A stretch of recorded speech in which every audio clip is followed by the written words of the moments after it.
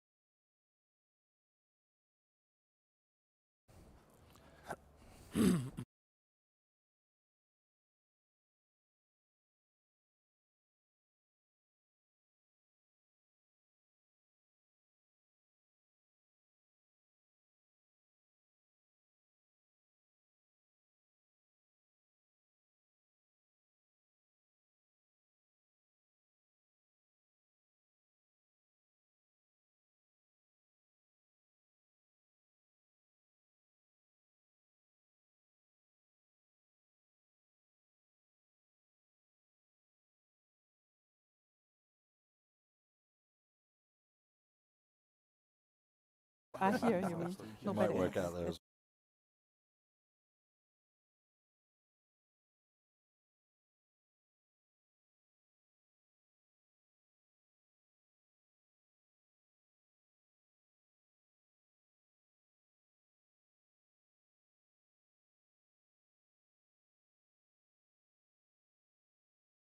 She texted me for what documentation Yes. or something.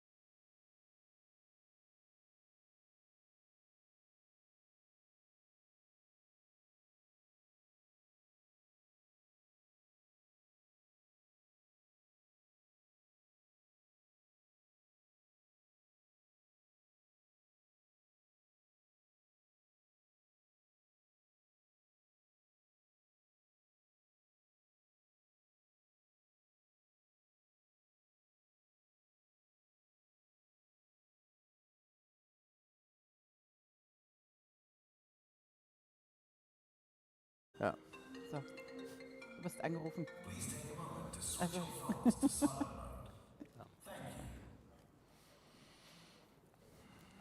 Sorry. Hi, Bernd Schäfer. Yeah, Bernd Schäfer, hi, nice to meet you. Nice to meet you. Yeah, we will meet later. Thank you.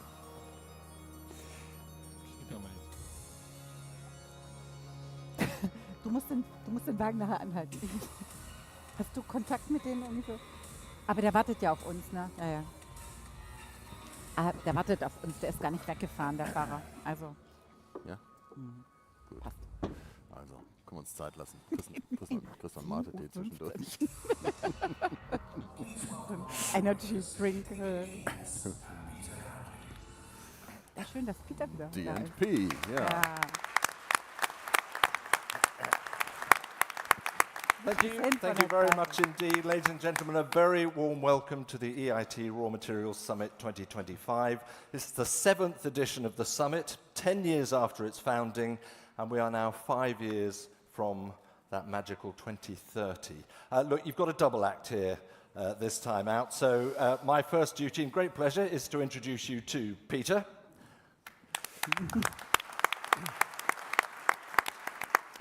And it's my pleasure to introduce David, who is a former BBC anchor and a European correspondent here in Brussels. And actually we have something in common because we both studied French and politics at the same university, Bristol, more or less at the same time, but you have to guess who was there before the other one. By a whisker, I should point out, by a whisker. So, look, let's be honest, we're stale, we're male, we're just over 30.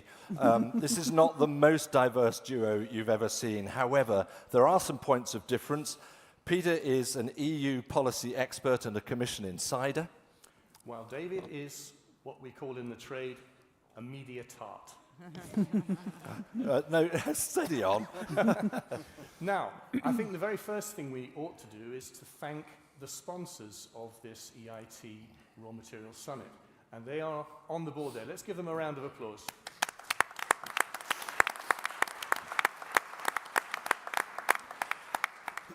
A lot of the summit is going to be taking place in this auditorium, but there's a lot going on outside as well. There's an innovation village there, which I really urge you to visit and talk to the different companies who are presenting their technologies and services. There's also going to be a lot of startup activity and investor activity in the side events. So really do get involved in that stuff. Yeah, there were some brilliant startups last year. I was lucky enough to work with them, so might well be worth a visit as well. Quick show of hands. Who's on the Wi-Fi already for here? On the Wi-Fi? Okay, some but not all. So the details for getting on the Wi-Fi, and it's quite important, they're on your badge. I think they're on the front or back. But there we are, we've got the details for you. And there's the password as well. That's particularly important, so you can get the app as well, get that downloaded. We will have certain stages where you can submit questions for Q&A. We'll also have a roving mic, by the way, for some of our sessions. So please do download the app and we can get involved with the whole session. We need your involvement as well. We just need to thank one other set of people, and that's you, because you are going to make this event a success by your active participation, by your engagement in the side events, and above all, by the networking. So make the most of this opportunity. And with that, let's start the day. Over to you, David. Peter, thank you very much indeed. No time to lose. We'll see Peter shortly. So to kick this off, it's the race to 2030. It's a very clear message, obviously, at a very challenging time for all of you in this sector, indeed for all aspects of our world, our society at the moment. So I'm delighted to invite the CEO and Managing Director of EIT RawMaterials, Bernd Schäfer, to the stage. Bernd.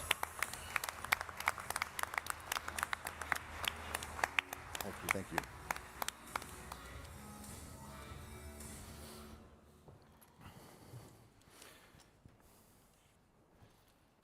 Thank you very much, Peter and David, for this nice introduction. And good morning, everyone. I'm thrilled to be here. Excellencies, ministers, commissioners, industry leaders, innovators, investors, partners, and friends. Welcome to the EIT RawMaterials Summit 2025. Just started. It's a privilege to open this 7th edition of Europe's flagship forum for raw materials, innovation and strategic dialogue, and at the same time to mark the 10th anniversary of EIT RawMaterials. We gather here not out of routine, but out of responsibility, because this year's theme says it all. The race to 2030 is on. It is a race for resilience, a race for technological sovereignty, and a race for industrial survival, and a race we cannot afford to lose. Let us be blunt. While we celebrate progress, we must confront reality. We meet at a moment of global turbulence. Strategic resources are once again shaping alliances, fueling competition, and defining the contours of global power. From energy transition to defense systems and AI infrastructure, critical raw materials are the bottleneck of the breakthrough. The war in Ukraine has exposed how fragile Europe's industrial foundation can be in times of crisis. Disruptions in the Red Sea have reminded us how easily global supply chains can be fractured.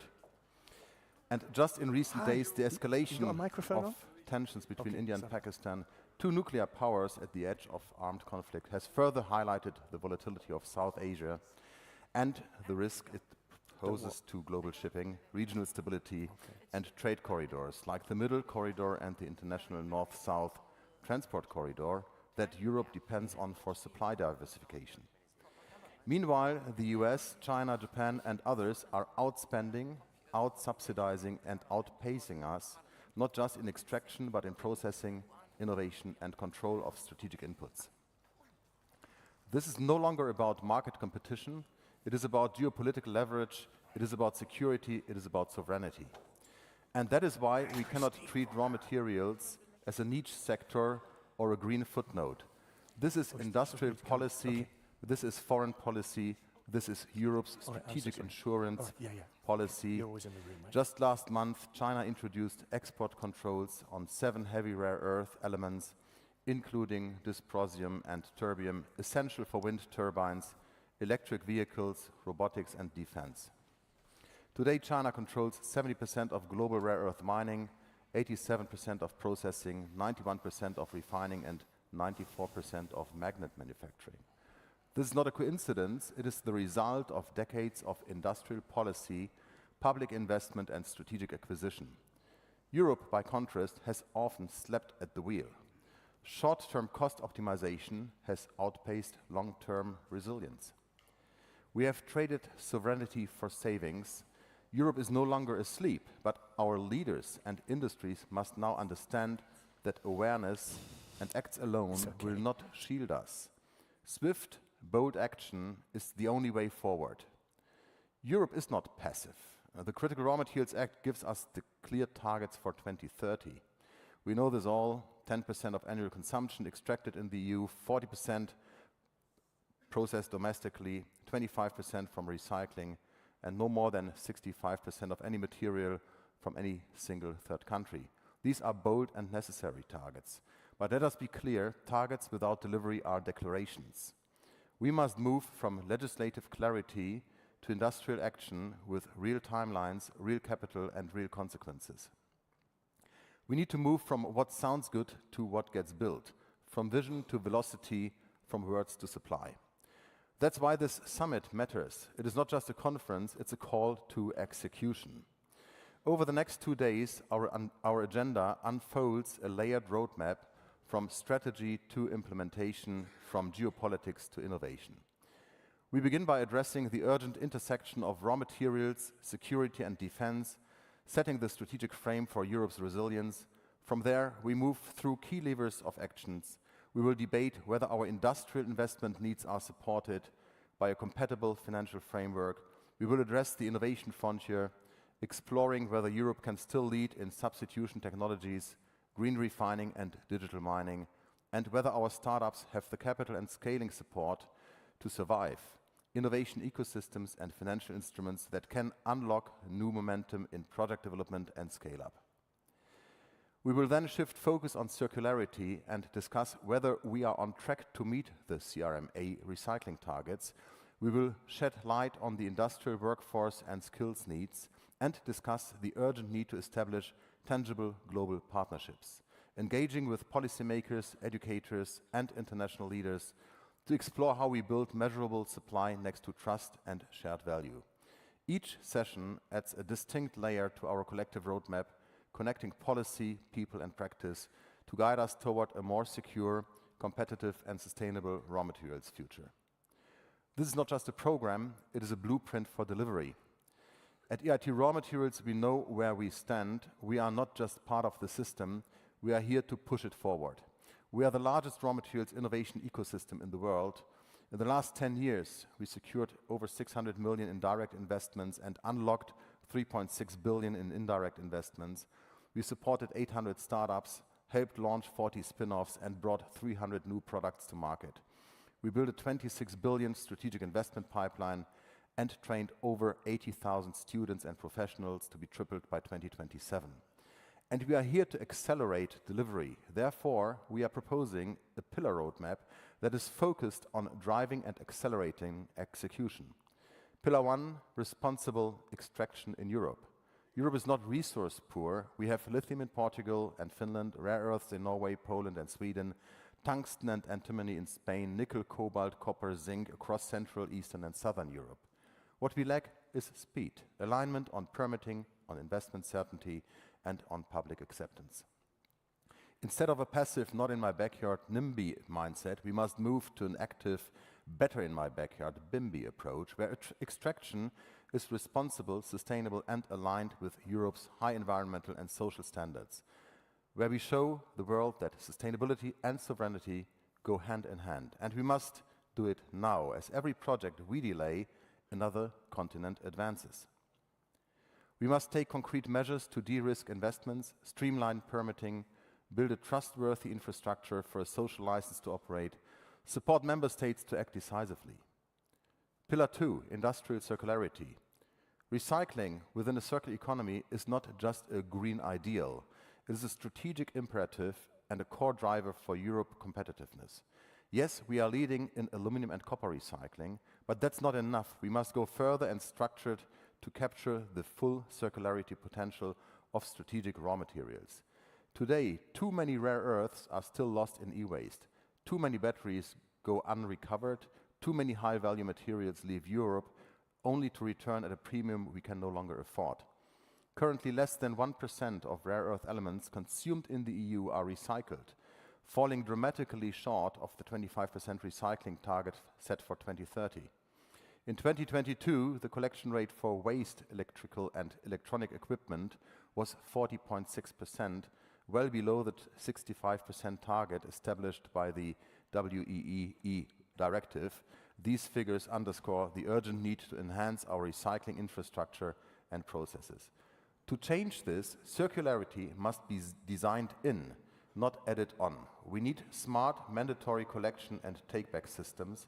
We need products that are designed for disassembly as opposed to assembled for design, and that are not just built for performance.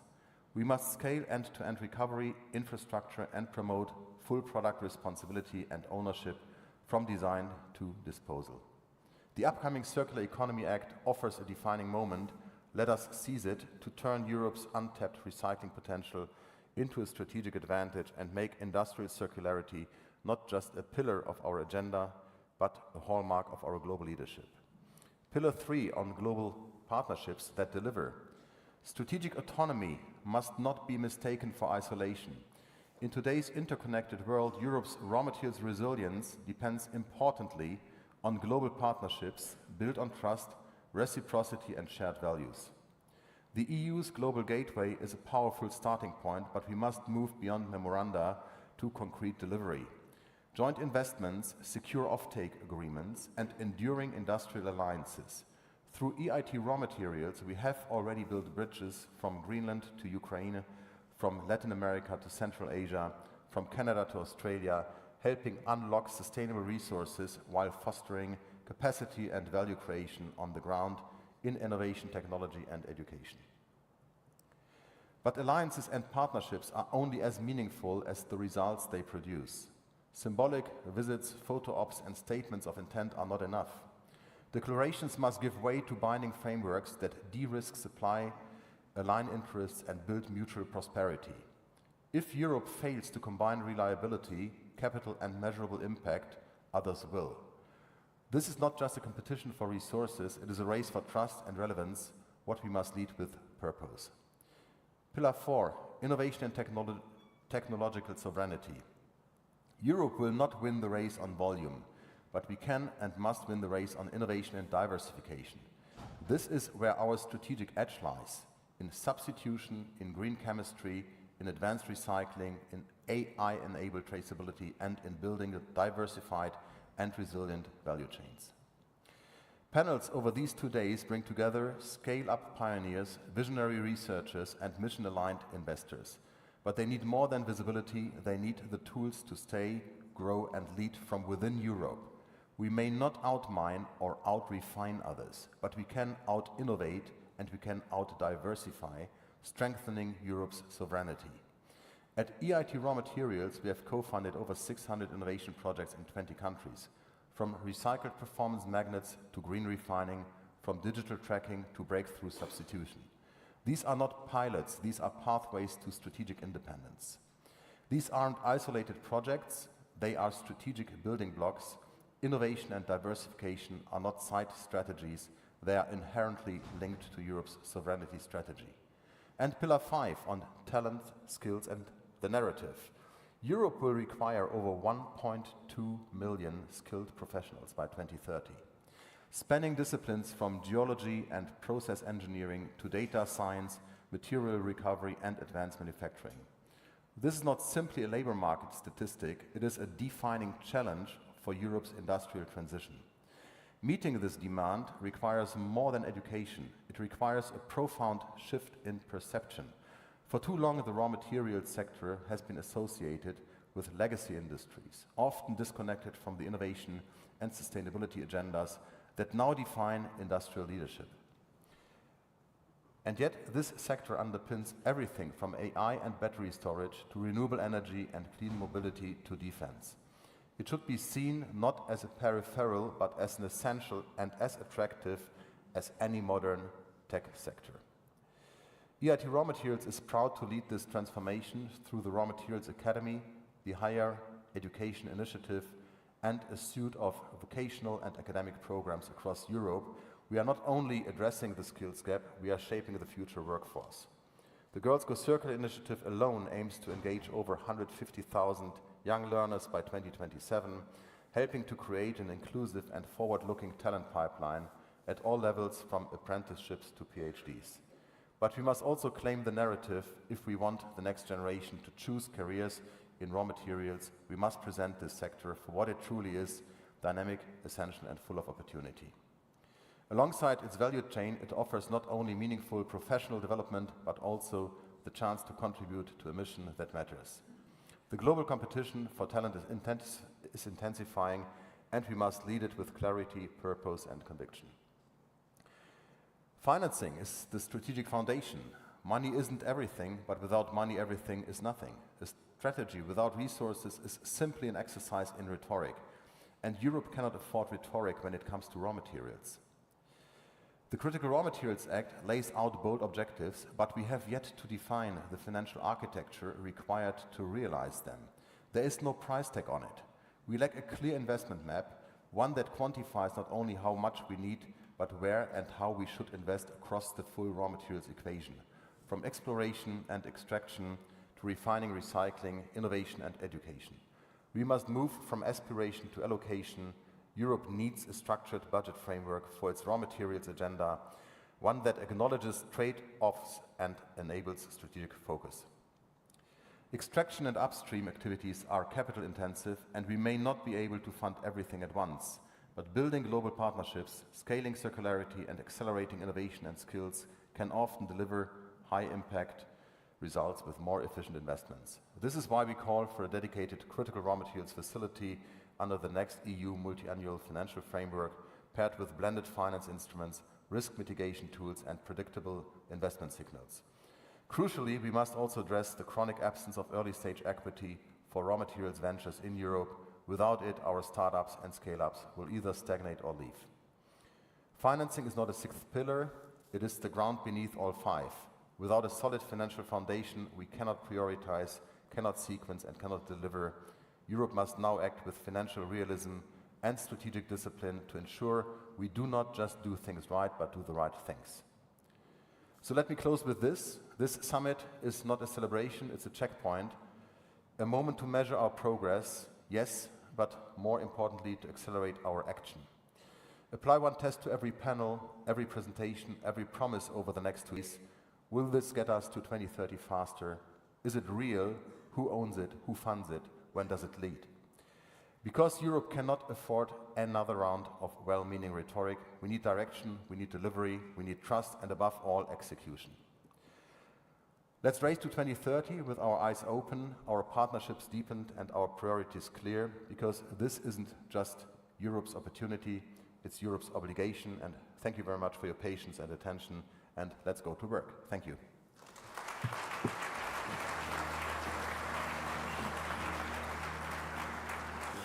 Bernd, thank you very much indeed. Please stay with us. Please join us on the stage there, because I mean, that's a pretty comprehensive challenge that's laid out there. And I was just picking up some of the words of urgency, accelerated delivery, the need for results amidst this extremely complex challenge that lies ahead of us. So I'd like to bring into this discussion, this opening broad discussion, two key players, one from the European Parliament, one from the Polish presidency of the European Union, of the Council. So could I welcome Professor Galos and Hildegard Bentele both up onto the stage, please? Thank you very much.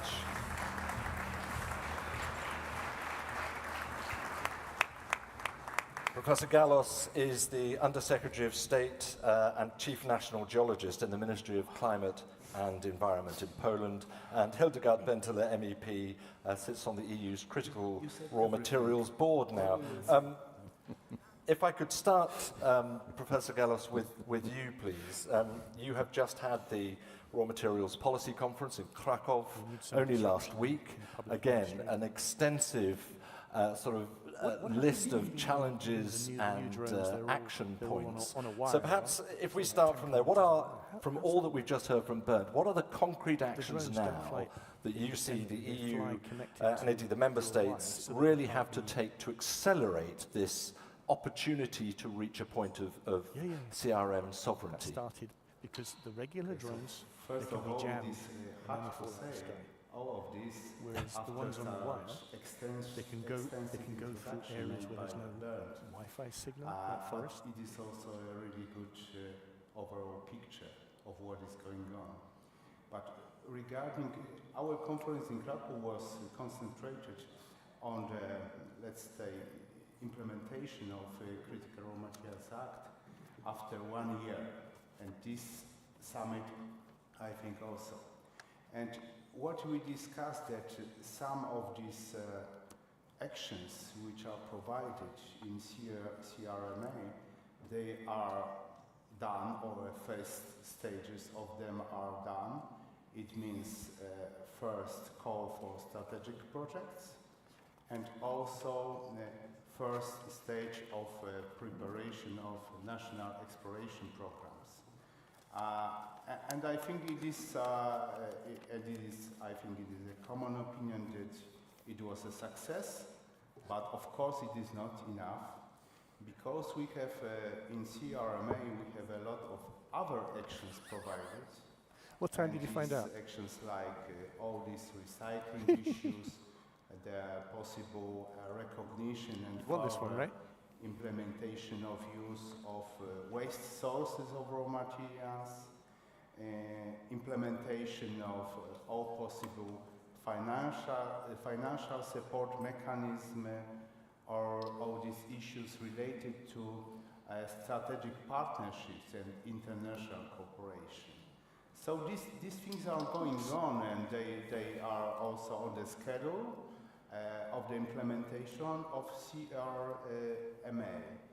However, in some cases, it is, in my opinion, it is well seen that there can be some deficiencies or there could be some forward initiatives regarding implementation of CRMA. I think, in my opinion, one of the most important things which is not so, let's say, appreciated. It is appreciated, but not to such extent as maybe could be, is the works towards better public acceptance of all raw materials issues, especially mining.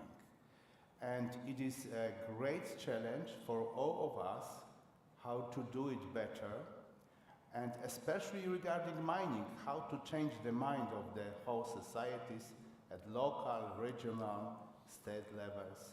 It is a great challenge. And of course, these are also some additional challenges regarding instruments of financial support and also of market stability support, and also a lot of challenges, what mentioned Bernd, regarding cooperation with non-EU countries. We have to remember that anyway, at least 50 or more % of our raw materials will come outside of EU. So this component is really crucial for us. And we have to do it to much more better and even much quicker to develop this very important leg. It means cooperation with non-EU countries regarding strategic partnerships and the real development of these strategic partnerships. Can I just challenge you a tiny bit on the perception you said? It's the perception of mining that's got to change. Everyone says that. Everyone recognizes it. How do you do it? What will you do? What can you do? Oh, it is, when I took up my position, one of the most important things was to challenge with the proper ways of education at each level, from the primary school up to academia and more and more.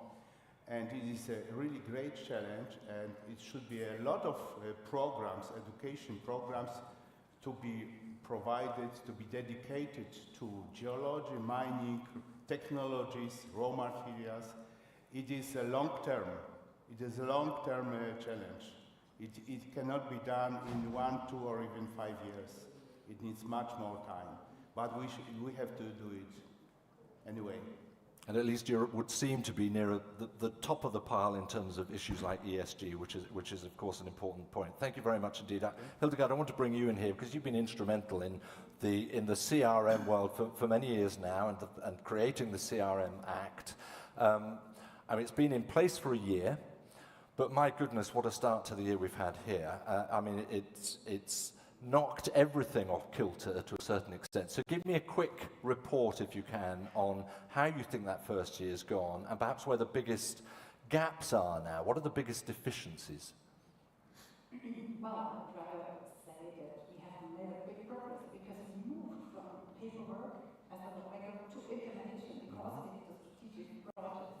I see the deficiency, and I would, jump on what you were saying. We have not yet published the international projects. So this is something missing. I'm waiting for that because the world is ongoing. If you look into Ukraine, Greenland, Rwanda, and so on, so we have to come up with that. We should not stop at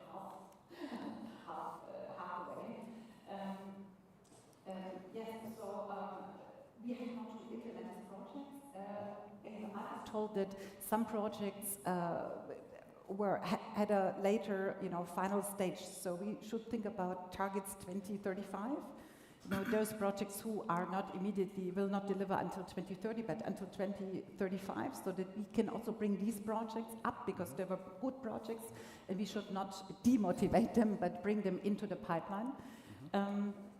And in addition, now we have to make sure that the member states put up all these administrative capacities, that the financing is ongoing. But we will monitor this closely, and so I would rather talk that You know, we implement the projects, we see the results, and then we have to make sure that we feed into the value chains, that we bring, you know, those industries who need the raw materials, who complain about export bans, that they now connect with these project developers who will produce sustainably sourced materials in Europe. We're going to discuss shortly the sort of the bigger geopolitical questions and issues of defence as well. And I just wonder whether you feel the CRM Act is sufficient, in fact, now, because at the point of its creation to the point of now, the world has tilted. Well, it's still about money. I think it's still about money and it's about speed. I mean, these are the two most crucial elements to show that we are really willing to go strategically into this direction, to do something for our resilience, to be a partner and to diversify into these many ways. So we have to keep pace now. We should not stop. We should show step by step that we are willing to implement and stay on path.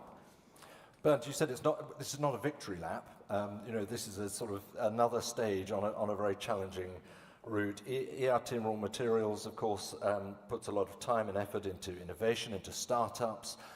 What's the missing link, if you like, to achieving the sort of scalability you need for some of these huge challenges to be realized?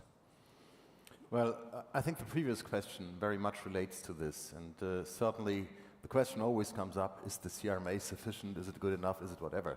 Let's be clear, it's kind of a strategic agenda. It delivers the roadmap and the compass of the direction that we have to go, but ultimately there are two very key components associated to it. I mentioned this in my intervention.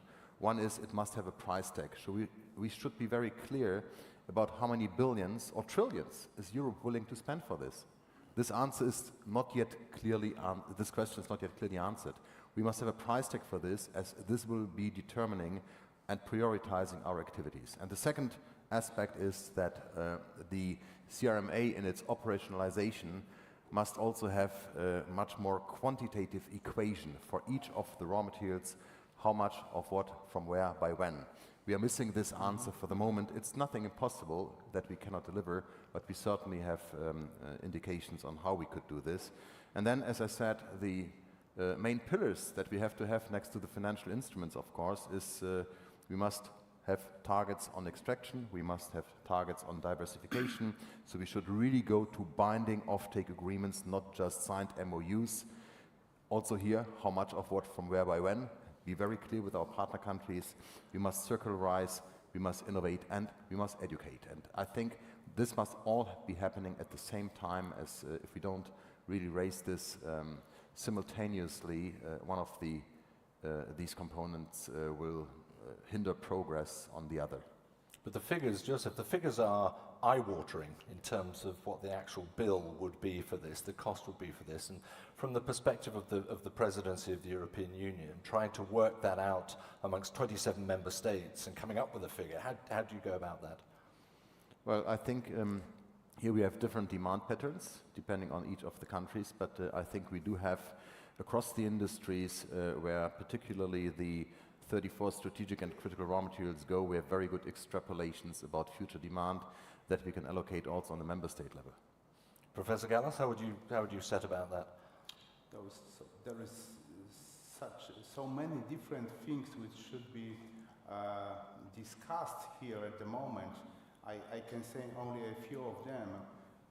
For example, when we look at the more and more importance of defense industry, we should look inside into the list of critical raw materials, if this is sufficient one, if there is something which, some critical raw materials which is missed on this list.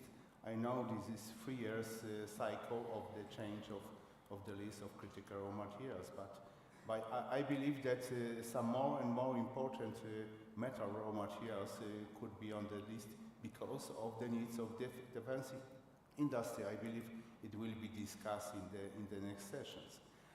And the second thing is what Bernd said, this real improvement of this international cooperation.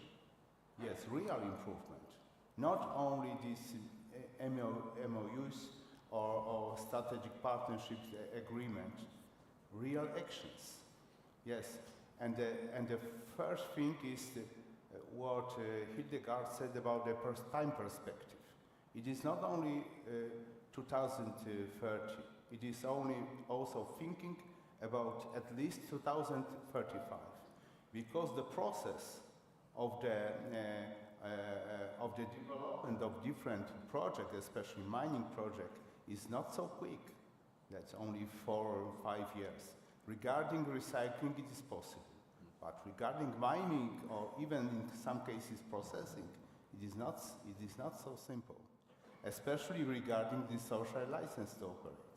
But you talk about, you've got to go beyond MOUs, obviously. MOUs are a nice start.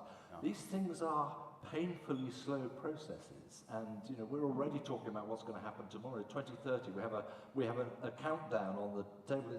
It's 1,000 and a few working days left. So how do you create the next level of urgency, if I can put it that way? How are you going to speed that part of the process up? Which part? To go beyond just an MOU, to make it happen.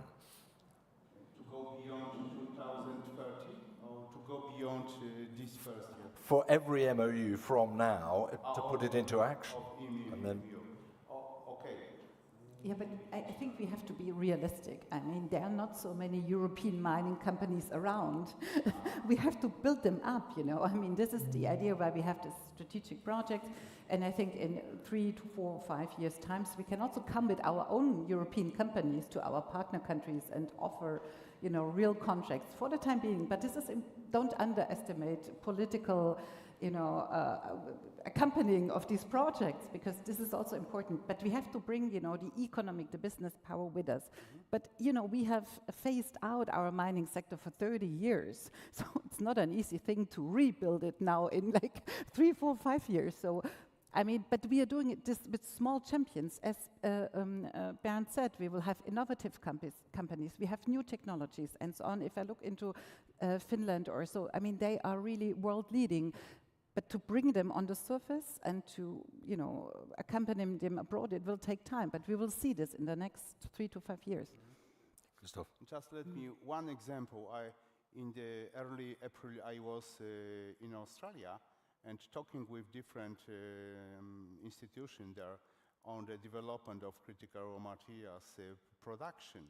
And my conclusion, very simple one, is they are waiting for investors to give a part of capital and to give technology and to improve not only to mining but also to processing.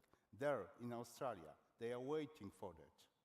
Can I just ask you one other thing, as a scientist, as much as a man in the heart of government and policy? How should scientists go about raising the sense of urgency and importance amongst governments? I mean, the last few weeks and months, it's obvious there's a massive challenge ahead, and critical raw materials have risen up the agenda. But that link between scientists and engineers and understanding of that and politicians is a very tenuous one still. Yeah, it is really very challenging. However, I would like to underline that regarding technologies, improvement of technologies, where EIT RawMaterials is very important in this area, and regarding also education issues, linkages between technology and education, this is very, very crucial, and it is very important to establish in a proper way in each member state country, also in Poland. Yeah. Okay, we are up on the clock, but I'm going to a very quick hit from each of you. Give me your biggest single priority. Move from a back-end loaded agenda to an immediate kickstart operational execution plan. Okay. For me, it is even more technology improvement and much more education improvement on raw materials. Hildegard. Yeah, we have to link all levels, from the local to the international level. It has to be one line that we want to advance and that we play at a global level with the other players like China, like the United States. That should be our goal. Very succinct, huge challenges. All three of you, thank you very much indeed. Our initial panel, ladies and gentlemen, thank you. Thank you. Thank you, David. Thank you very much. Thank you. speaker. Okay. So I want to move straight on to what is going to be our first main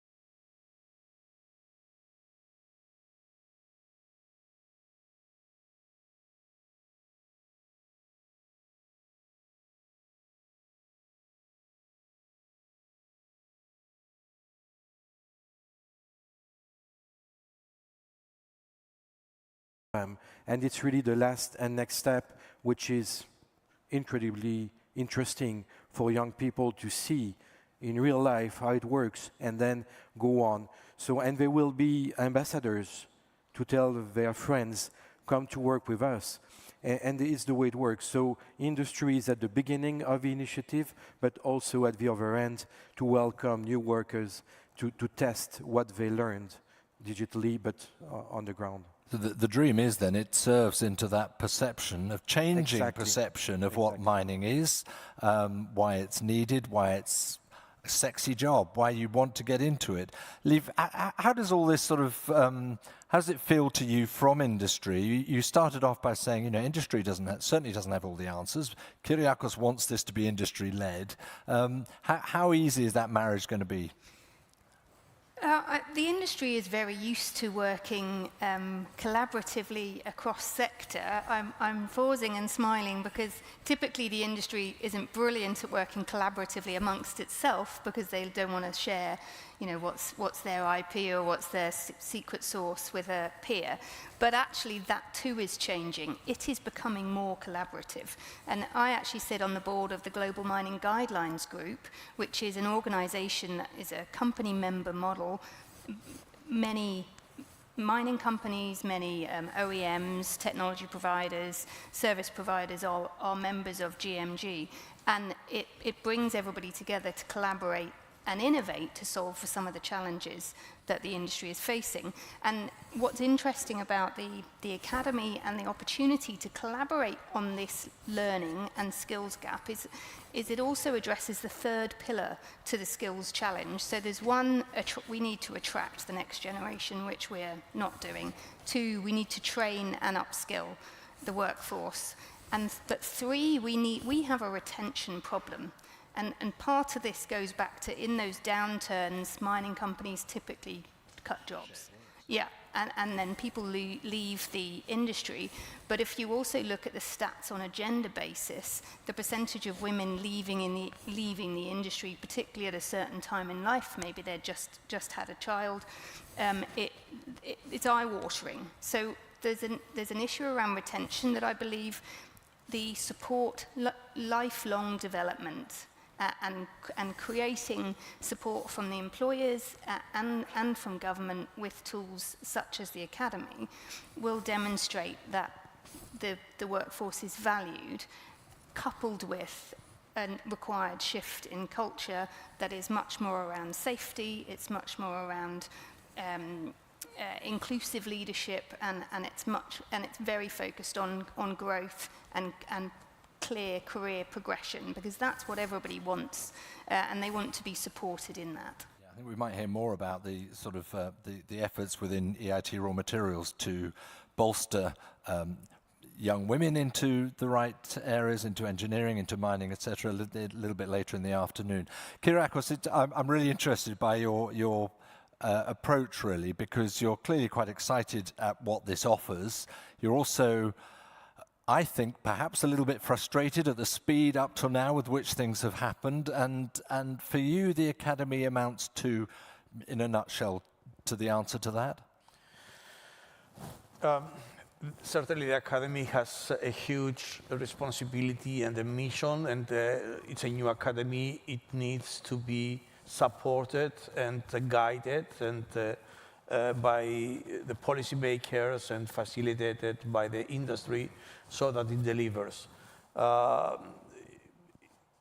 Across all industries, not just the raw material industry, we have a huge skills gap in cybersecurity, digital, any industry. Horizontal skills and vertical skills, industry specific. So how do we do it?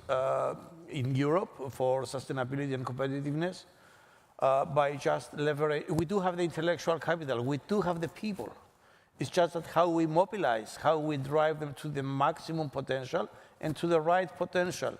So the Academy has a mission to develop the job near 90% job-ready professionals for the industry, for the raw materials, mining, and not only mining, but also the other streams of the industry. So it's a matter of acting with a sense of urgency and decisiveness, and also improve the risk appetite that is a characteristic of us as Europeans. And also, I would also dare to say that collaboration with other geographies, like Canada, who is a very advanced geography in terms of mining industry, to collaborate and exchange experiences and lessons learned, and leverage their learning content for Europe, and the other way around, hopefully at some point. We as EIT, we have a responsibility, and we act as a unifying force for bridging academia, policymakers, and industry. And this is what we want to, it's our responsibility to do for this academy as well. We'll get some more illustration of looking outside in from Quebec, among others, in our next session as well, which is interesting. But I think, Manuela, perhaps one of the real values would be the ability to create programs which match skills with needs, with industry needs. And if that works, then you are beginning to build up the base that industry is crying out for. Yes, indeed. That's the idea, to work towards matching the demand with the offer. We have many occupations in Europe currently that are in shortage, and this is really an issue. And I think we are all in this together. So I agree very much also with the fact that we need to work together, because, of course, companies are the first one that are interested in having skilled workers, but I think we need to connect better the needs with the possibilities that are there. I think at European level with this skills academy, we are just giving a little incentive, but I think everyone has really to chip in upskilling and reskilling of the workforce. Yes, go on. Yeah. Comment on this. Yes, we do need to understand the needs and deliver on the needs of the industry, but at the same time, because of the sense of urgency, over-analyzing or waiting until we reach at the full, clear picture of what is needed, it's dangerous. We need to get on and deliver, start delivering through an agile and iterative process, and at the same time working with the policymakers, fine-tune and readjust, recalibrate or steer our content, our curricula to the industry needs. But we need to start yesterday. Well, you started 100 years ago, but I mean, that sense of getting on with it is still critically important. And to be aligned with the industry, just one example.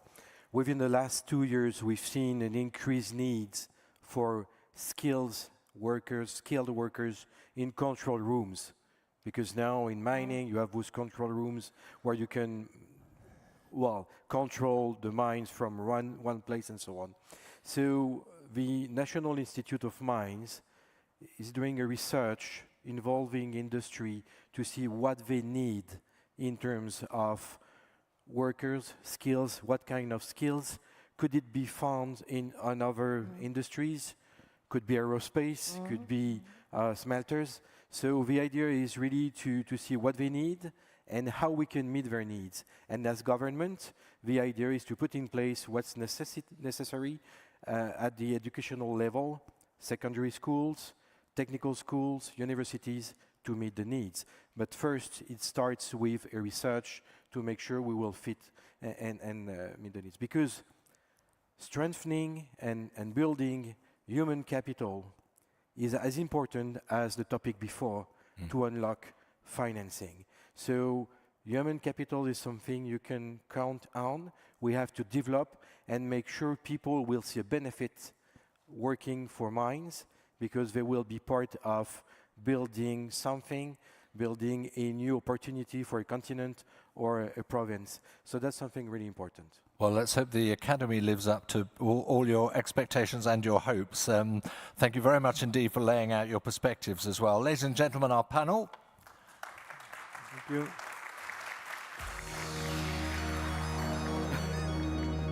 I love that little sting. It means you're free to go. That's the message. You are also free to go and grab a coffee or a tea. We're going to take a short break, and then we're going to focus again a little bit on public-private partnerships there from different parts of the world before we wrap up today with a fireside chat with Dominic Raab, who will be joining us for the last session of the day. So please come back for that, and I'll see you shortly. Thank you. Thank you to all our speakers for a truly engaging discussion. Now it's time for a 20-minute coffee break. Take a moment to refresh, recharge, and explore the Innovation Village. Coffee and snacks await you in the cafe. We'll see you back here soon.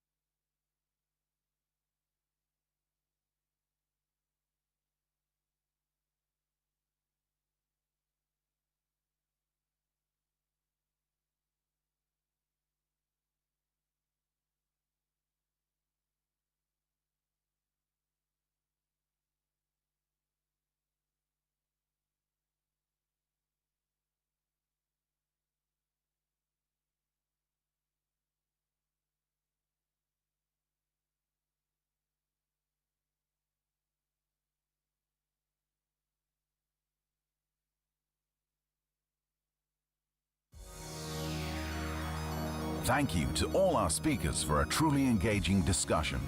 Now it's time for a 20-minute coffee break. Take a moment to refresh, recharge, and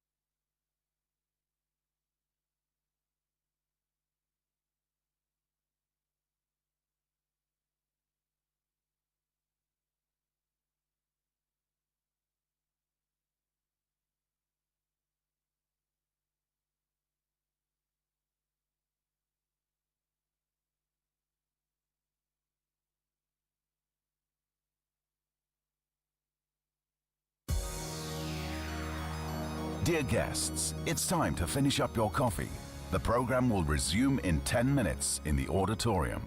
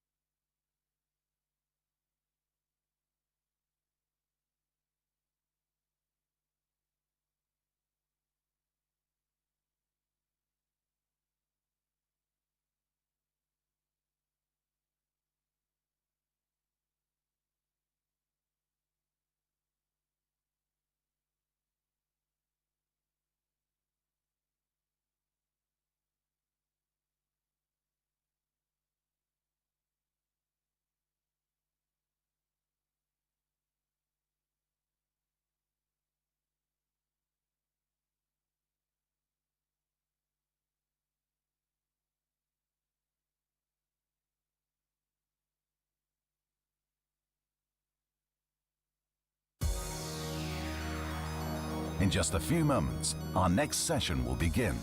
Please return to the main hall. Thank you for your attention.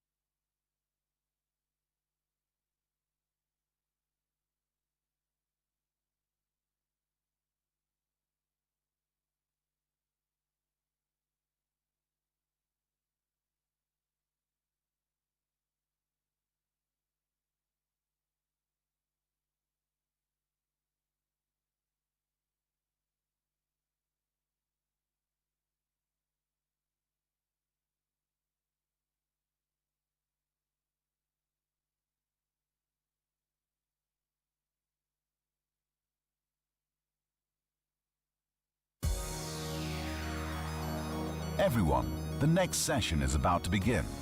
Please return to the auditorium and take your seats. Thank you for your cooperation.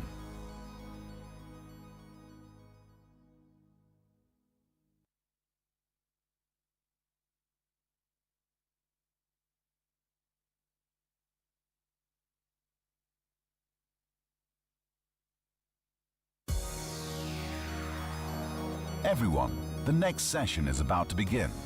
Please return to the auditorium and take your seats. Thank you for your cooperation.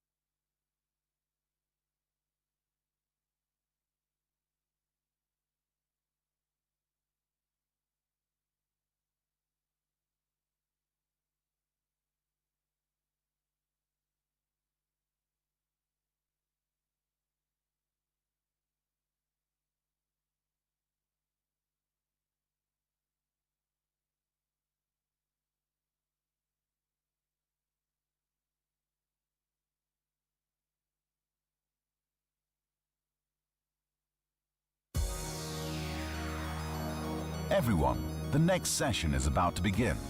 Please return to the auditorium and take your seats. Thank you for your cooperation.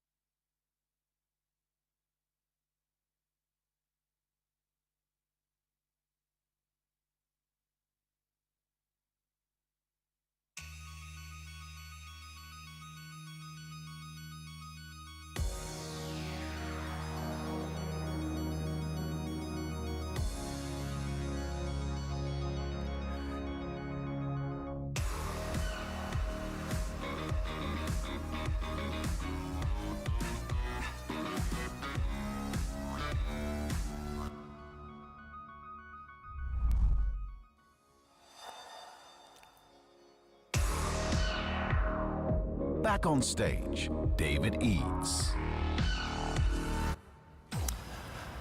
Okay, thanks for joining us once again after your tea break. I think some of you are still coming in. You're all welcome, of course, as we continue partly where we were before the break, which is looking at the investment in skills, this skills gap that has to be filled, and the best ways of doing it. And we'll reflect not just on the general topic of skills gaps, but particularly, of course, STEM subjects, and looking at it even from higher education and younger, not just older. And the perspective that we can bring you here is a very international one indeed. So it's a European problem, it's a problem in many other parts of the world as well. What can we learn, perhaps, from some of those other parts of the world?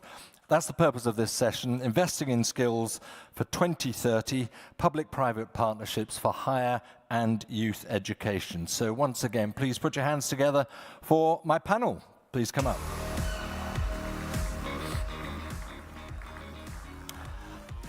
And we're joined by Christine Duchesneau, who's the President Director General of the National Institute of Mines in Quebec, the one in the middle, obviously. Juan Pablo Davila, who's the Head of Skills Development, Entrepreneurship and Fair Production Unit at the UN Industrial Development Organization, so UNIDO. Juan Pablo, thank you very much indeed. And Marco Fiorentini, who is the Professor at the ARC Centre in Critical Resources for the Future at the University of Western Australia. I just like the fact that here in Brussels we've got a Mexican, we've got a Canadian or Quebecois, and we've got an Italian-Australian, all to bring your expertise to bear on this. Look, we've got a couple of very clear questions that I'd like to kick off with. And the first one is this, and Christine, I'll come to you first if I may.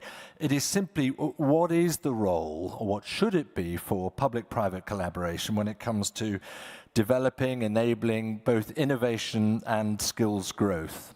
Okay. Thank you.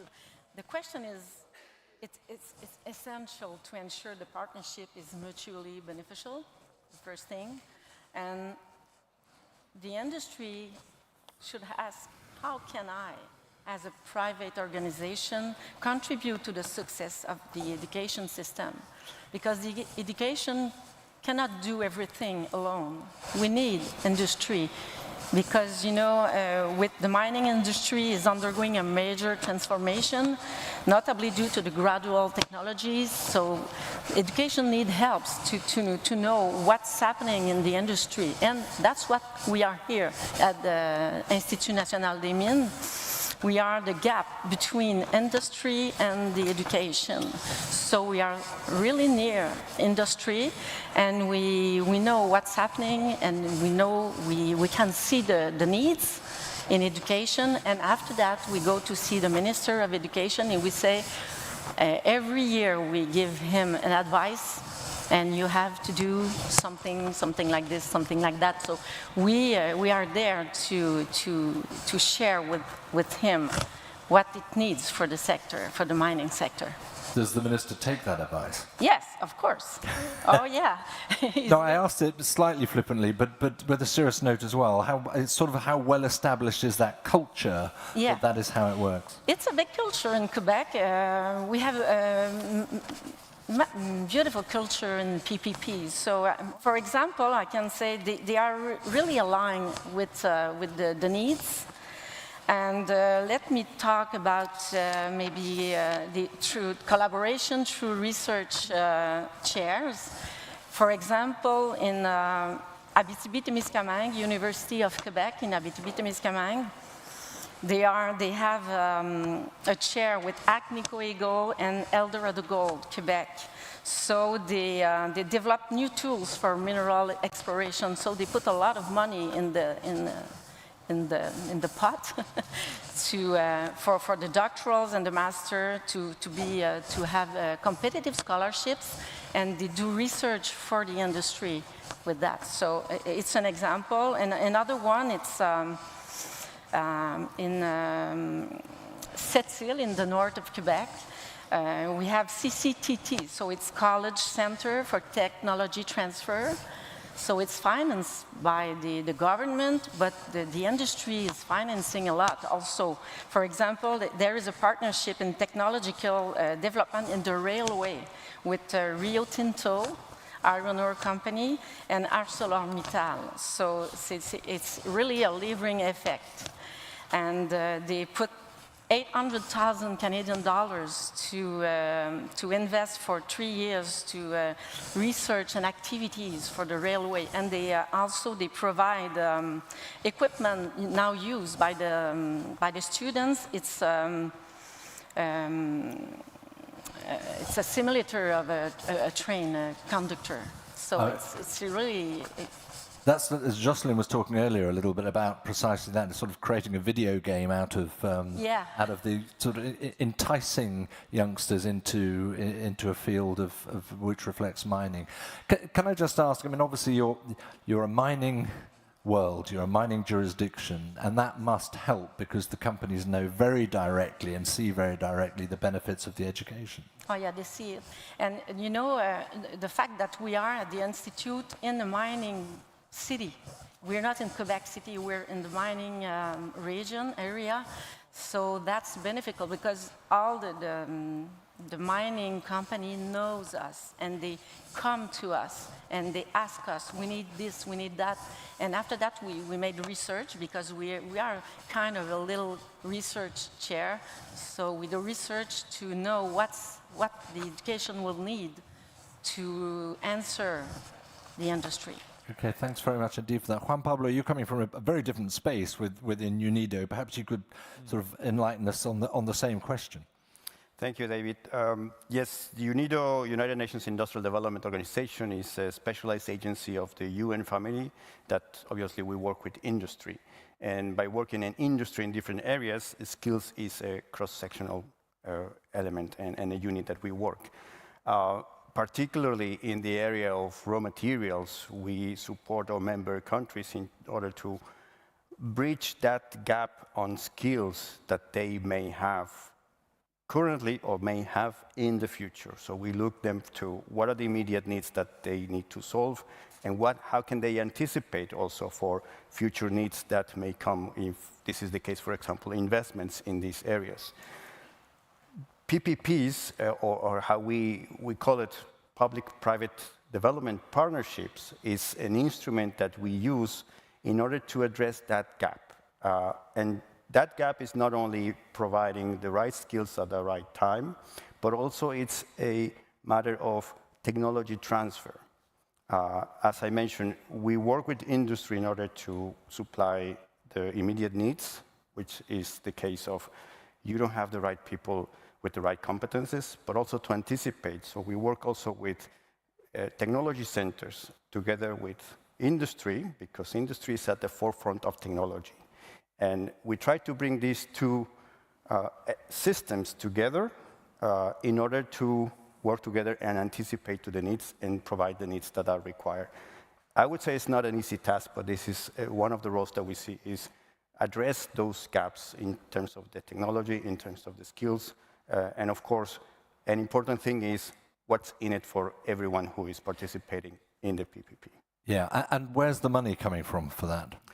This is the part where we added the development, public-private development partnerships. We also, our member states are developing countries and developed countries. So what we do is try to bring these converging interests in order to materialize a project in a specific region or a specific thematic. So we work a lot with European countries, with the European technology, with the European enterprises in order to facilitate this transfer of skills and upgrading on education system or education solutions in developing countries. So they are funding projects in other parts of the world, essentially? They are funding. We have bilateral funding, we have also multilateral funding, and we have also partnerships with banks as well.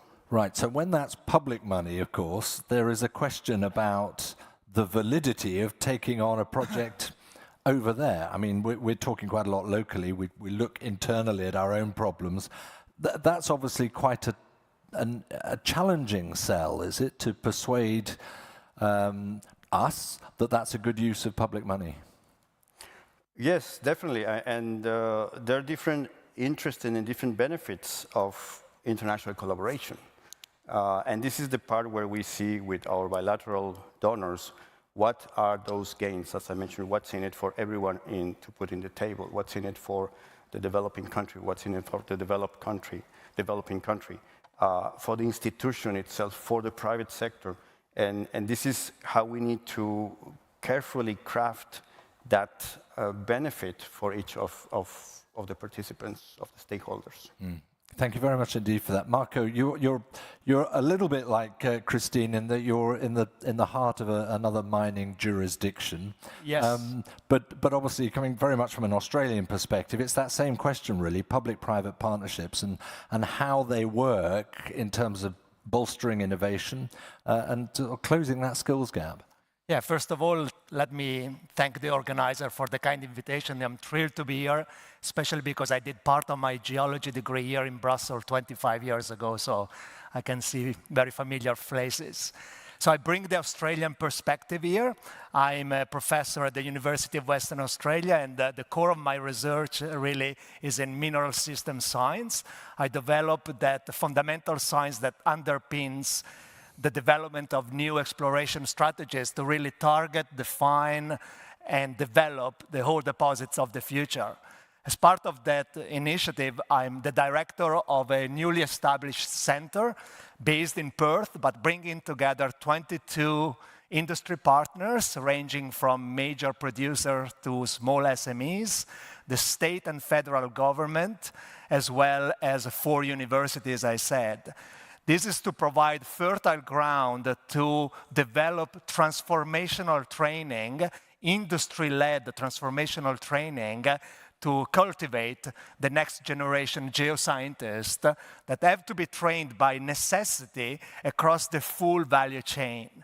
So as a university, from a university perspective, the main problem that we have had in the past is that we have not been talking the same language as industry. So there is a lot of opportunities for loss in translation, for miscommunications.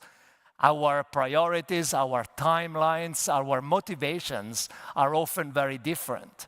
So centers like the one I'm the director of operate as boundary spanners to operate that cultural translation between these two realities that need to be operated if we want to go forward, if we want to fast track the type of training and the transformative research that we want to operate to find those ore deposits that we need for the energy transition. So from an Australian perspective, I'm proud to say that this partnership works quite well. I would say mostly from the Western Australian perspective. As you said, David, it's a very long-lived mining jurisdiction. There is social acceptance, or at least more social acceptance than here in Europe. So the job is easier if you wish, but bringing together those different stakeholders require nurturing because the rules of engagement need to be very clear from the onset. So you can't develop a project and then go and look for potential partners, but you need to have co-investment right from the beginning from those stakeholders that you want to bring along the way. There needs to be co-ownership. So if you're going to get that co-investment, you can't have the miscommunication. But you've explained that really clearly. But what can you give us an example of where the miscommunication has been then on occasions between industry, between the mining sector and academia, if that's the right word? Absolutely. So in academia, there is the perception that the fundamental science should be pure and not contaminated by the so-called applied research. I'm overly generalizing here, but the type of goals, the perspectives, the motivations, what we define perspective to what drives industry in many forms and shape. So what we're trying to propose here is that the fundamental science and applied research are two sides of the same coin.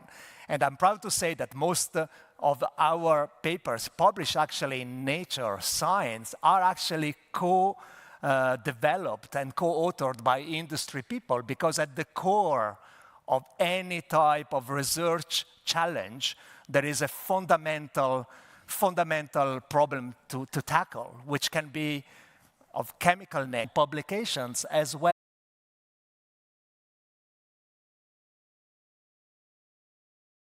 because we're going into my last session before we have a closing on the day and a perspective on what we've picked up today.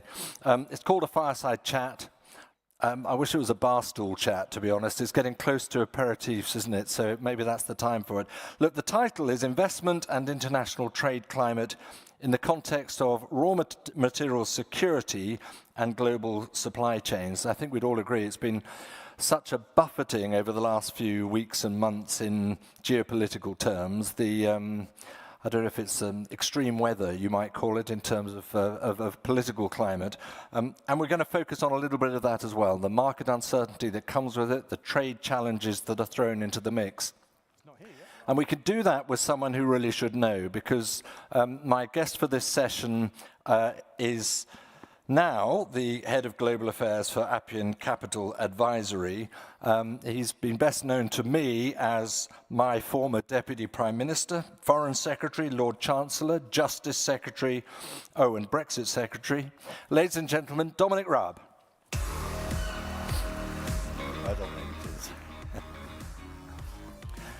Dominic, thank you very much indeed for this. Good to see you here. You've lost your tie as well. Look, no. All right, it is getting to that time of the evening. Let's start from that point if I can. It's been such an extraordinary few months politically, and everyone here talks about it all the time out there, some of the time in here. We're all buffeted around. There's massive uncertainty, not a great time for markets, not a great time to invest. Have you found it all? What do you make of it all? Well, I think it's worth putting it in some kind of context.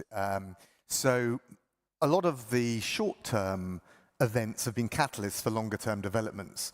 So if you look at critical minerals, just to put it in some kind of context, we need to mine in the next 30 years something like the quantity we mined in the last 70,000 to hit our energy demands, to deal with the green transition. Also national security, the missile defense systems of the future, the F-16 fighters rely on rare earths. Against that, we have a market which is massively concentrated. Folk will remember in the 1970s the OPEC crisis, which was very much around a concentrated market, and the Yom Kippur War in 1974. You look at the four biggest oil and gas producers then, and they typically had somewhere between 11 and 26% of the market. Critical minerals, you're talking about a concentrated market where one supplier has 60, 70, 80 plus percent. Then you add on the US and China and tariffs, and frankly, you have all of the elements for a perfect geopolitical storm. But there are also ways to manage that from a European point of view, from a US point of view, a Western point of view, if you like. And what we need is cool heads to try and navigate. Right, cool heads is one thing, but we've heard it time and again here. We need urgency too, and that's not perhaps Europe's strongest point always. So how do you square that circle? This issue, both for businesses and for governments, reminds me of Eisenhower's paradox. And he said in around the 1950s, I've got urgent problems and I've got serious problems, but the serious problems aren't urgent and the urgent problems aren't serious. And although it's become urgent, China is ahead by 20 years. So we face a catch-up challenge. And we want to make it a race to the top with high ESG standards, not a race to the bottom. But Dominic, sorry, it's more than just that, isn't it? It could be tomorrow that this becomes a further weaponization of China's assets. I mean, it is urgent. It could be that soon, and it is that serious. Oh, if you're investing in the nickel market, you'd say that the problem is today, yesterday, because of the price manipulation that goes along with the other tools of a command economy, which everyone in this room knows is what's at stake. So I think the problem, the challenge is already upon us.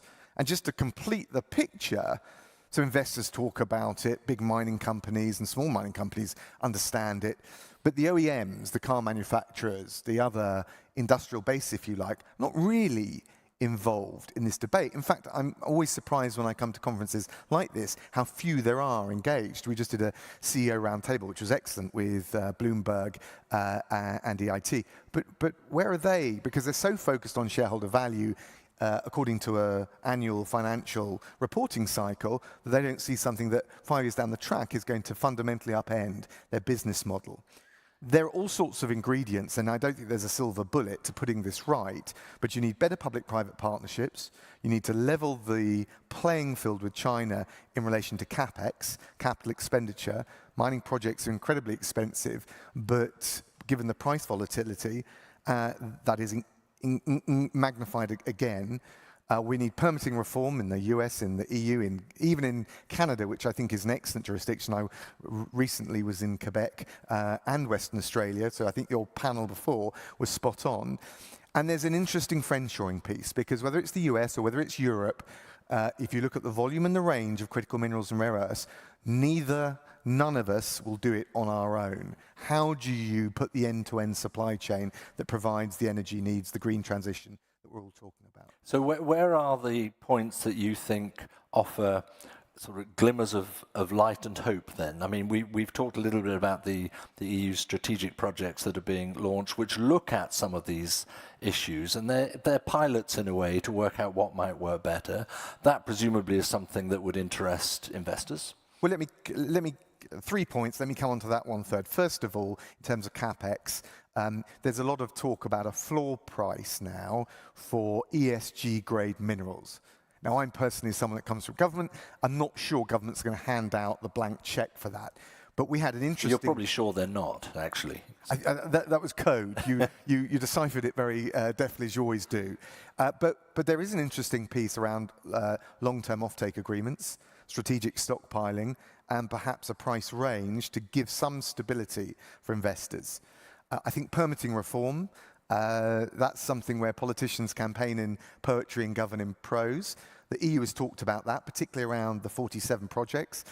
President Trump has talked about that. Well, we need to see that delivered in a way that doesn't cut across the social licensing which you need for mining, but which delivers more projects.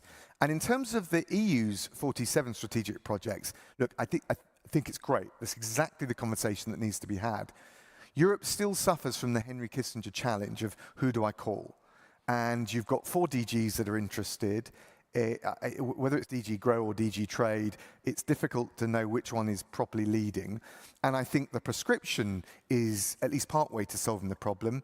But as always, the execution is a challenge. How much of this is Commission? How much of it is member states? If you're talking about permitting reform, which is part of the 47 strategic projects, is that done by member states? Again, how do you cut through that Gordian knot? And I think there's some question marks around the funding, but you want to use that funding, if it's coming from member states, governments or the EU, to unlock private sector capital. I think if we can complete the chain on those links, I think you've got a plan. You mentioned President Trump there, and I mean, he's able to pump out executive orders, whether it's around permitting or, you know, the opportunity to reopen mines, processing, you name it, and it happens like that. Now, that's just not something that's really on offer over here. So how much longer need it take, and should we be envious of that American perspective? Well, the US and on behalf of Appian Capital, I chair a group of equity investors that advise policymakers in the US. We did that in partnership with SAFE. But we know the interagency process there. It's tricky too. It's not a breeze in the US. And yes, the executive orders can take the US part of the way there, but some of these issues, particularly permitting, have almost identical challenges to the EU. So I don't think that's fundamentally... In fact, the US's record on permitting is worse than Europe's. It's the second slowest, according to S&P Global, in the world. Zambia is the only country slower with permitting. So there's no reason why the EU can't forge ahead. And one way you might do that around permitting is have a different process, directive that deals with this, whereby projects which are regarded as critical national infrastructure have a different time frame. So I think that's part of the piece. Another bit of positive learning, amidst all of the debate around tariffs, which is very polarizing, is some of those US institutions are now, for all the talk of onshoring, financing projects abroad with offtake and jobs creation into the US. The US Exim Bank, which deals with export-import. I wonder what the equivalent in the EU is. But if you're talking about friendshoring and unlocking private capital to deliver the strategic autonomy that I know the EU wants and is natural to want, That's an interesting piece, and that is something I think the Commission and the other institutions could work on. Yeah, you think friendshoring, you think, is obviously very important, as are public-private partnerships. Having come from government, how it's an easy thing to say, isn't it, to talk about? How easy is it to bring to bear? You need three things. You need a common vision. I think that the elements of that are there. We all agree, even in the US and I think the EU, there's quite a lot of bipartisan agreement that this is a strategic long-term challenge. You then need to put a plan together, and I think this is where the challenges start to creep in with public-private partnerships. You need the CapEx conundrum dealt with, permitting's part of it, and the friendshoring. But in the end, it's all about delivery. It's about, can you make that plan stick and can you get on with it? And I think not for any particularly unredeemable reasons, but because the division of labour within the EU, Commission, Parliament, Member States, and then locally within governments, I think that's a challenge.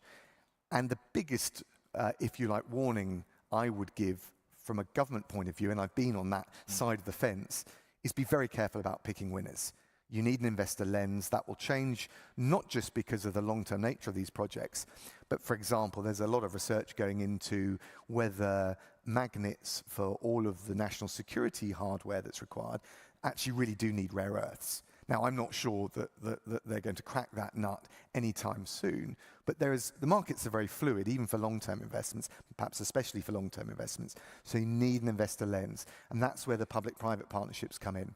Why do you think that is still an issue in a way, that governments, well, you said don't try and pick winners, but is it naivety? Is there an arrogance within government that we know what's best? What is it?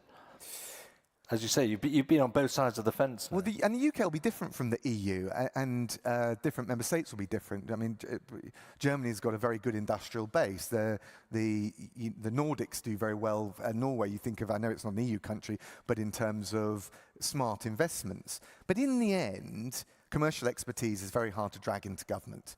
And if you want an investor lens, it needs to be very fresh. So rather than trying to create that in-house capability, you need a public-private partnership. And you also need to lock in the OEMs, the car manufacturers, the downstream players, because in the end, they're the ones that need to be persuaded to pay this ESG premium, or not to be a free rider and go running to, frankly, the cheapest source of low ESG grade minerals, which, given shareholder values, given pressures from investors, you can understand why that happens. So that's quite a complex jigsaw to put together. But that doesn't mean it's impossible, and I think there's some interesting contours here in the EU and comparative advantages that Europe has, but you've got to play to your strengths. What would you say? We're here in the heart of the European Union, the capital of the EU, as it's very well known.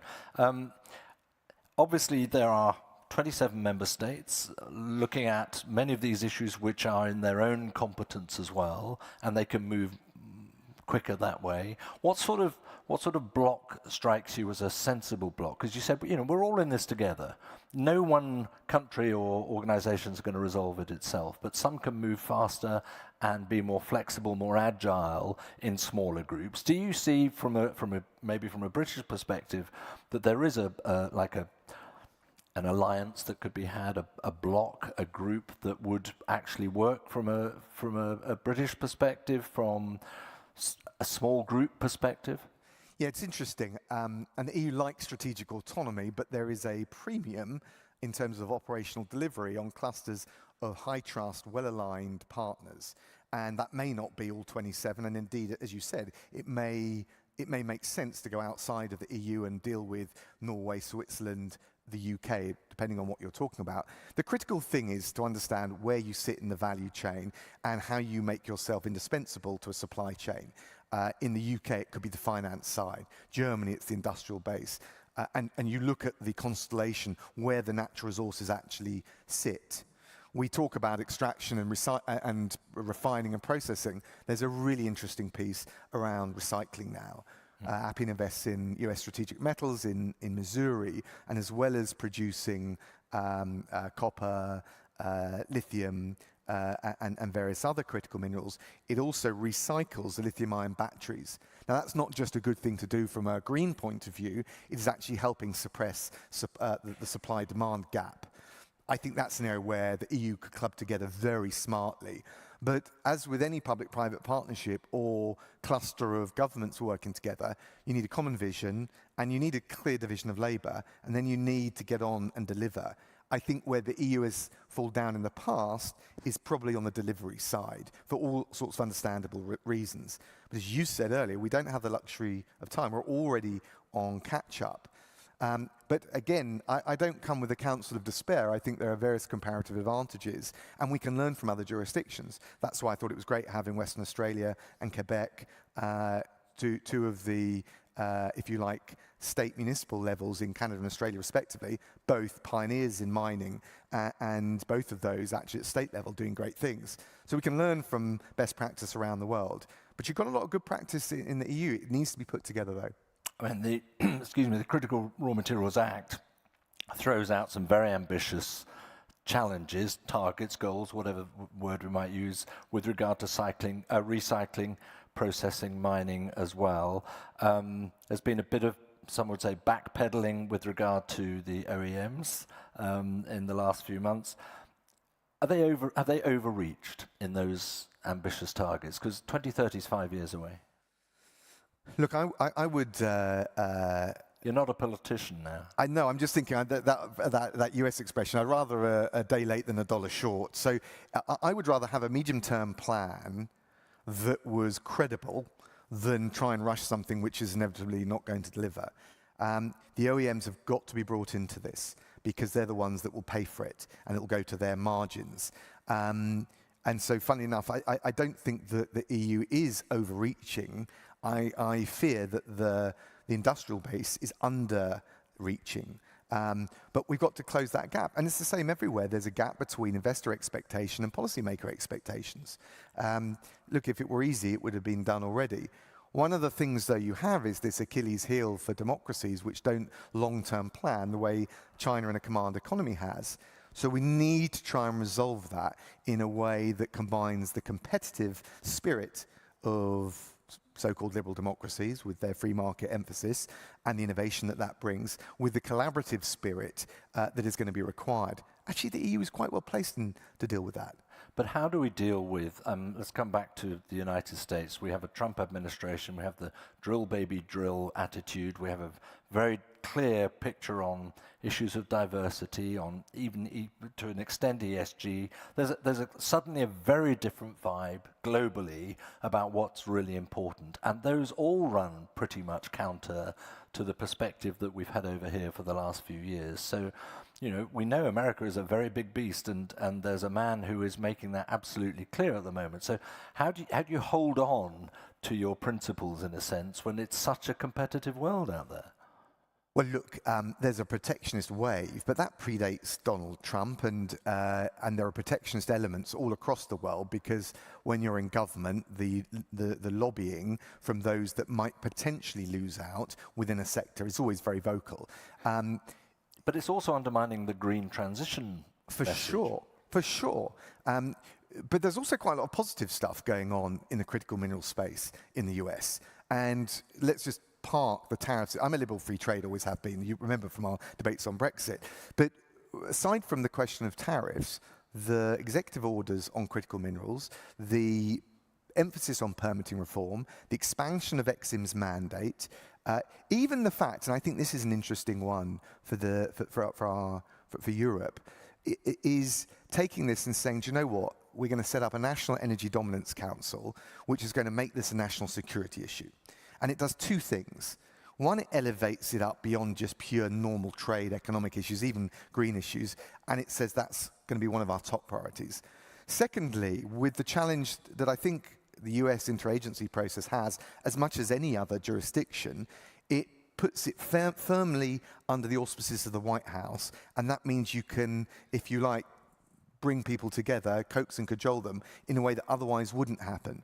Now, whatever else, there's some interesting developments going forward. And you've got a president that whatever people think of the content is saying critical minerals matter, and I want people involved that are going to deliver on this.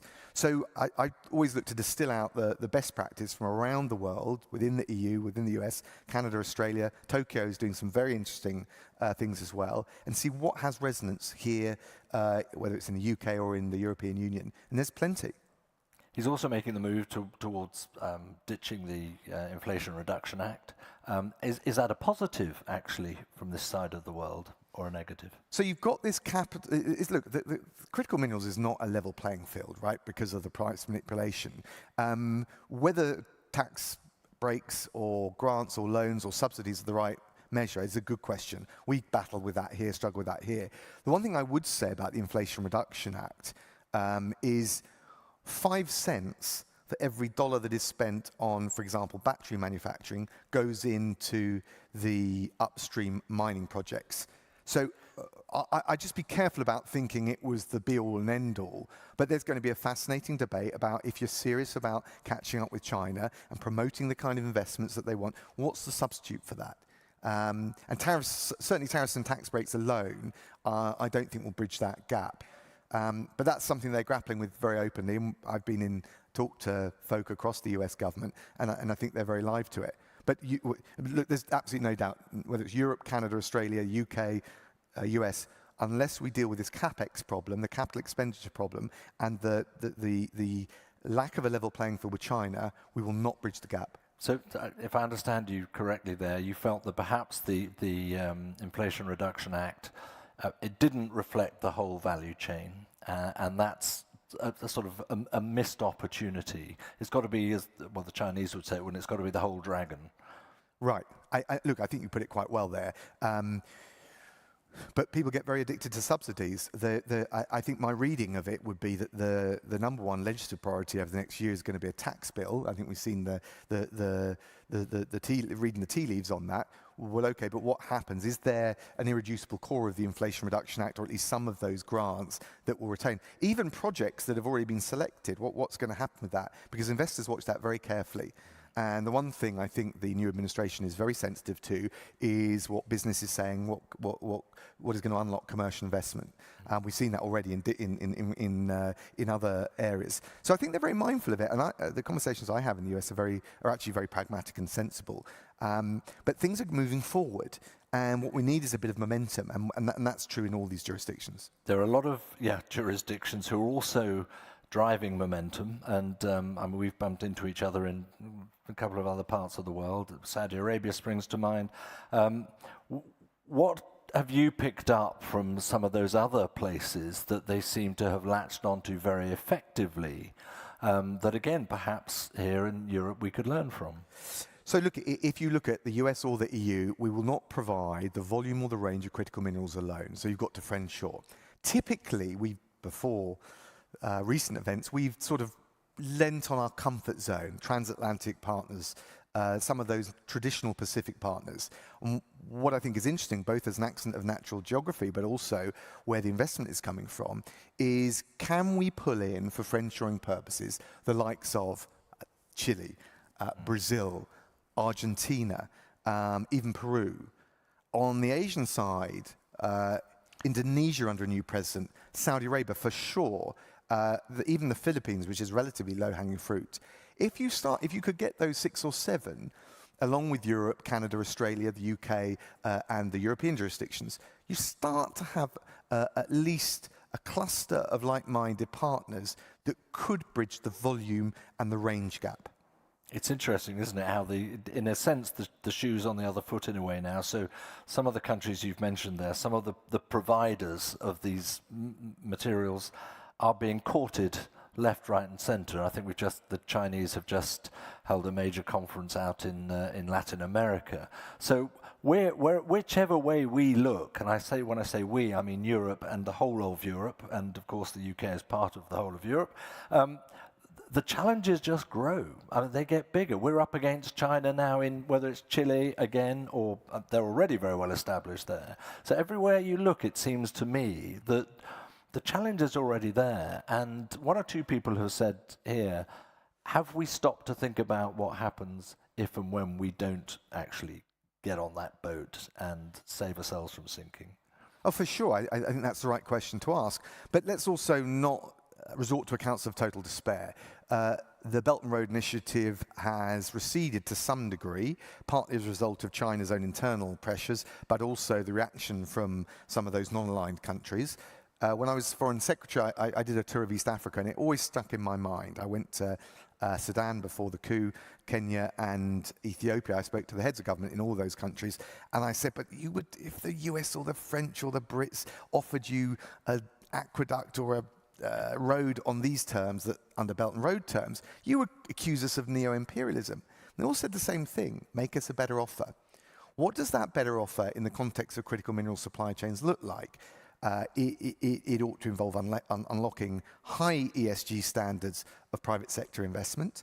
It ought to involve, and it can involve, export finance. Can it also involve a more benign, even enlightened foreign policy wrapper, where you invest in the road, the rail, the port facilities, and some of the security and diplomatic assurances? There's a lot of talk about this now, but actually we've got comparative advantages right across the Western Hemisphere. But where I think I'm less encouraged is we do not play to our strengths. And if we're going to crack this nut, we're going to have to. But doesn't that better offer, actually the evidence still suggests the better offer is probably a bigger share financially, otherwise you can go hang, because that's what we've seen in a number of countries relatively recently for Western mining companies. Maybe. I think a really good conundrum is how far up the value chain the Western world, whether it's Europe, the UK, the US, needs to go to secure its supply chains. How much this is about jobs and how much is about supply chain security. So if you talk to Saudi Arabia or Brazil or any of those countries, Indonesia, they want to go up the value chain. They want to do the processing and the refining. Whereas, of course, and certainly I think in Europe, in the US, there's a big emphasis on trying to bring those jobs, onshore those jobs. But there's a pragmatic win-win to be done there, which could meet the needs on both sides. And I think if we are a bit more creative about it, we start to look more attractive to the so-called non-aligned jurisdictions. Certainly not a counsel of despair. Actually, it's a counsel of some optimism that you've offered. If I can ask you this, give me what would be the one significant move that Europe could make to change the vibe, to change the momentum, to encourage everyone here, in fact, to think that no, it shouldn't be a counsel of despair? On critical mineral supply chains. Yeah. Look, I think I think it's that central impetus and drive. There isn't an equivalent to the National Energy Dominance Council. You still have the Henry Kissinger conundrum, who do I call? And if that can be reconciled and that you get that sense of genuine leadership, not just regulatory prescription, in terms of driving these things forward, I think the other elements will fall into play, or certainly can. Dominic, thank you very much indeed for that. Right, now, Brexit. No, we'll let that go for this evening. That's for a beer, I think. Thank you so much for sharing your thoughts. You've travelled widely, you've worked a lot with SAFE. I think you're looking at Europe's perspective as well in the same way, and perhaps a SAFE report to come. But we greatly value your time and your insights. Ladies and gentlemen, Dominic Raab. Great stuff. Thanks. Yeah. At which point, I'm going to call on my partner in crime, Peter, who's over here, to step up onto the platform once again, because Peter's going to drive the concluding thoughts for day one of the summit here. So, as the chairs are being replaced, Peter, I'd like to turn it over to you. Thank you very much. Thank you very much, David. And that was really a fascinating and very political, but also very plugged-in financial investment session. I really appreciated that. So it's a very short mini closing session. One of the speakers you're going to recognize because it's Bernd. The other is the president of the board of the European Innovation Council, Michiel Schäfer. Would you both please come up to the platform? Yeah, it's good.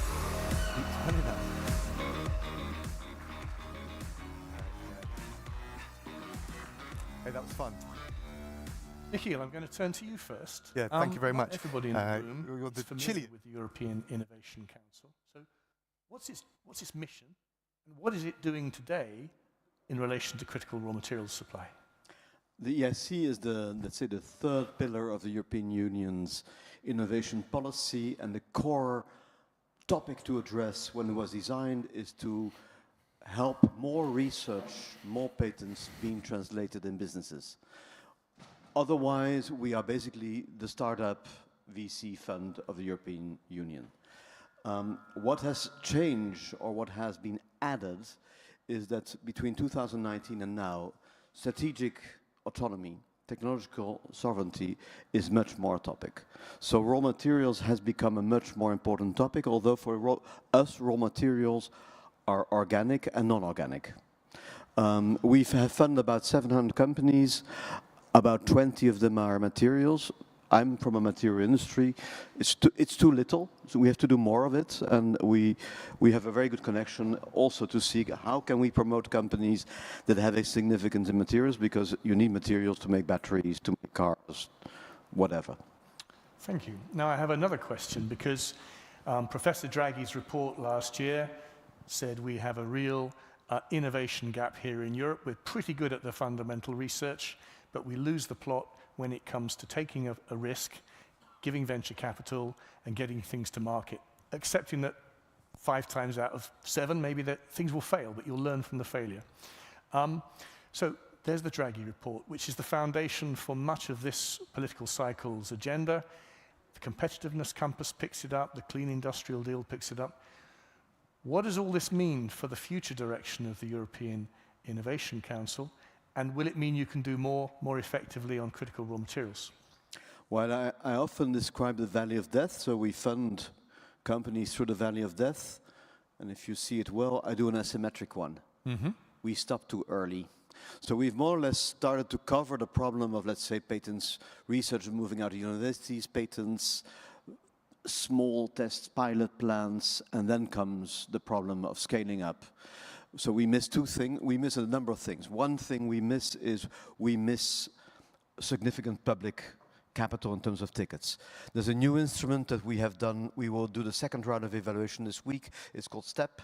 So there the European Commission promises 30 million euros, provided it is 20% of the total. So it is basically to convince 80% private investors to come in. That's one thing. The second thing is there is a movement now among some pension funds, some institutional investors who are willing to say, okay, we are able to fund with you a 3 billion fund. So we are now developing a mandate to do investments with bigger capex, which is typically the case in raw materials. So basically, which enables the Commission to seduce 300 to 500 million euros of funding a ticket. That's one side. The other side is that I see too much timidity of large corporations. Oh, we like the technology. If they buy first, then we follow. So it's also, let's say, the corporates are already active with us, but there's more. Let's say there's more power needed of corporates of being, let's say, leading client and also willing to take a risk, to do things that are not entirely in spec, but might become. Bernd, I'd just like to take this opportunity to say, what would you like to see the EIC do, maybe with yourselves? Well, I think the EIC is perfectly complementary to what we are doing at EIT RawMaterials. I think in terms of ticket size, it just connects perfectly in a compatibility mode. We have already an ongoing dialogue, thanks to some meetings that we had earlier, and we always said we need to scale up the scale-ups and we need to scale up the startups, and here we can see many of the innovation projects that we are dealing with, that we have been supporting, lending at the EIC to further develop them. And furthermore, I think there can be more intense dialogue on how we can create not only scaling up of existing investments into the sector, but also to create a stronger technological advantage. What we've heard today was much about innovation. It was much about how can we differentiate also in terms of technology in certain sectors. We had this Bloomberg NEF roundtable discussion. I think much of this was about innovation and technology. I see a perfect sweet spot here for the EIC to collaborate with EIT RawMaterials or vice versa. Transparency and open agenda, I think that's key. It's more a question of mindset. My experience with the EIC particular, and I have to commend here really Michiel and his leadership is that we do have a very open exchange about opportunities. Yeah, because my understanding is that the difference between the European Institute for Technology, EIT, and yourselves is that they're very much on the research, innovation, startups, and skills ecosystem, and then you come in on the venture capital, trying to get things moving forward. So there's clearly a synergy, and I think one of the things that Professor Draghi said is this all needs to be much more joined up and integrated than it has maybe been in the past. Would you care to comment on that, Michiel? Yeah, it's more than that. Yeah. So yes, it should be complementary, and well, we have these discussions very often. So on one hand, the KICS, like raw materials, the EIT is the seedbed from where startups arise. So we have a plug-in program, a fast-track program, sorry, where basically companies are approached by the KICS and prepared to apply for us. Then some also co-invest together with us, so that's the second one. But the third one is also important, that the companies that emerged or that helped on their way also remain part of the thematic ecosystems and connect to big corporations to make it easier to scale up, to be bought sometimes, to go on their own. So it's a three-component tango, and what I'm pushing, and Bernd is helping here, is to have with the KICS a kind of overall agreement on those three components. Right. And if I understand correctly, part of your job is to be in the very disruptive space, very sort of cutting-edge innovation. Is that working out in the critical raw materials space, or it's more in some of these advanced technologies that you see that happening? Well, the interesting thing is we have had till now about 13,000 applicants. We were only able to fund 700. Of the 12,300 unfunded, there are companies that are maybe less deep tech, more advanced, looking for bigger tickets and of interest. So what now, let's say, the just not good enough one, they get a seal of excellence, which is a wonderful thing you can put on your wall. But what we want to give the seal of excellence, a more qualified mark, is it you're fine, but you're too early, so come back in a year time, but you apply for funding nationally. You're not deep tech enough, but there might be investors who love that lower risk, or you need basically your in terms of technology, you're mature, but you need an investor. So we want a more qualified one, and that makes it easier to organize coalitions around the 12,300 that were not funded. Okay, thank you very much, Michiel. Bernd, it's been a full day. I've really seen a lot happening outside of this room and a lot of engagement inside the room. For you, what's the main thing that you take away from today, and what would you like the participants to take into tomorrow's second day of the conference? Well, I can only say I saw Europe united here. Because when I listened to the sessions, when I listened to the main talking points that have been shared with the audience, what I clearly understood is that we're moving away from just mere statements, and we are going much more into the doing. We are hearing on many sessions and in many discussions that the entire raw materials chapter, how we are dealing with it, cannot just be back-end loaded. We discussed this here. I heard this in various words in various sessions. And to make really the raw materials equation to something that becomes implementable, tangible, and down to the ground. I think this is one of my main takeaways, that for the first time I have the impression that we are really moving forward with actions that should be measurable and also traceable. One thing that struck me from today was the fact that defense and security was up front and center, perhaps for the first time in this particular venue, which is a sign of the times. Do you think there's perhaps a risk of losing sight of the green and digital transition, which was originally at the origin of a lot of this move towards securing minerals? Well, the risk is always there, and of course, as you say, the defense argument had became a much different importance and relevance, and that's why we had it also here on the panel. There were discussions whether we should do it or it's politically opportune or not. But I think we have to talk about defense and raw materials in defense, and we have to do at the same time also demand planning for what does it take in terms of raw materials for the green transition, as well as for electrification and e-mobility. And we will certainly see different quantitative forecast patterns now coming, as everything that we have been discussing, and I think also in the Critical Raw Materials Act with the percentages that we are defining as targets, at the time nobody was reflecting the huge amount of defense investments that are forthcoming, which will create an incremental exponentiality of very critical and strategic raw materials growing, where we have to see how do we source them, how do we extract them, how do we recycle them, and how do we get them into Europe, also from sources outside Europe through the international partnership activities. Yeah, I was talking earlier in the day with Marie-Christine about drone technology and how fast the innovation cycles are, like 2 weeks. And things like moving away from wireless drones to ones with 12 kilometers of fiber optic cable, which means high purity silicon, it means high quality germanium. I mean, there's a lot of disruption in the defense space. Is that anywhere in your council's mandate, or is it a no-go area, Michiel?